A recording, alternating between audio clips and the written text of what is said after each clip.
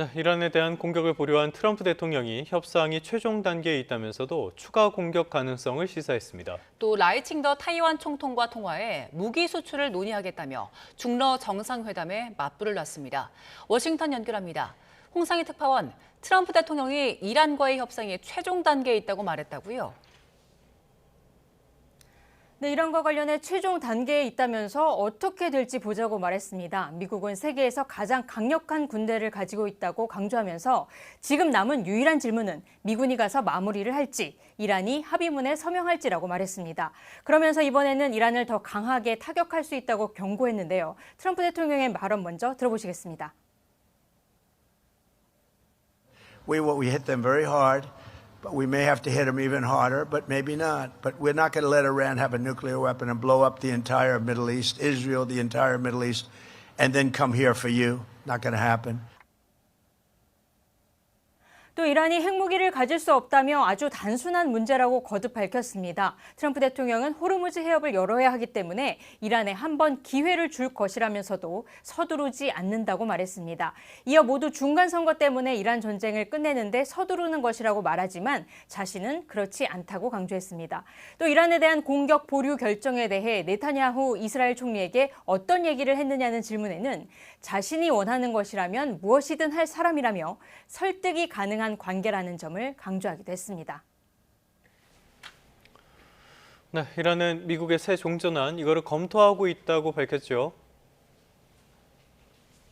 네, 에스마일 바가의 이란 외무부 대변인은 미국으로부터 새로운 제안을 전달받아 지금 현재 면밀히 검토하고 있다고 말했습니다.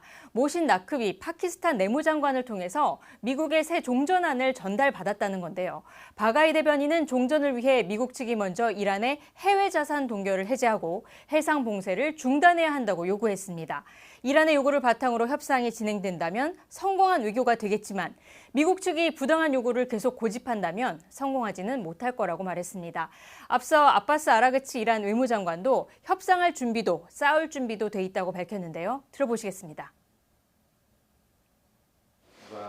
اگر لازم باشه منافع نظام اقتضا بکنه که در میدان دیپلماسی، در میدان گفتگو، در میدان مذاکره حاضر بشیم، حاضر خواهیم شد با قوت، به همون قوتی که نیروهای مسلح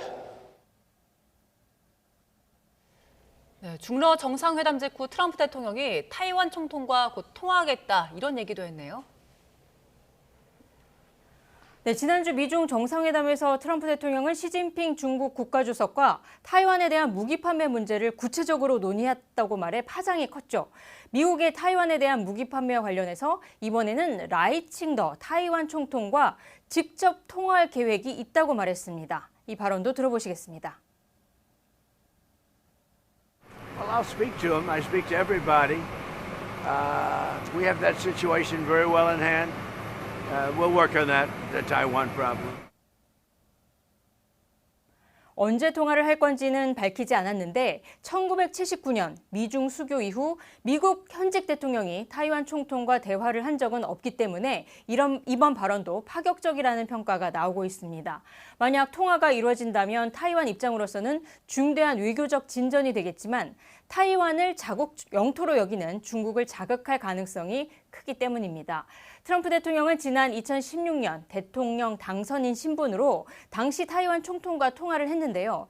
그 당시 중국은 강력하게 반발을 했었습니다. 이 때문에 타이완 총통과 통화를 하겠다는 이번 발언도 시진핑 주석에 대한 불만 때문이라는 분석이 나옵니다.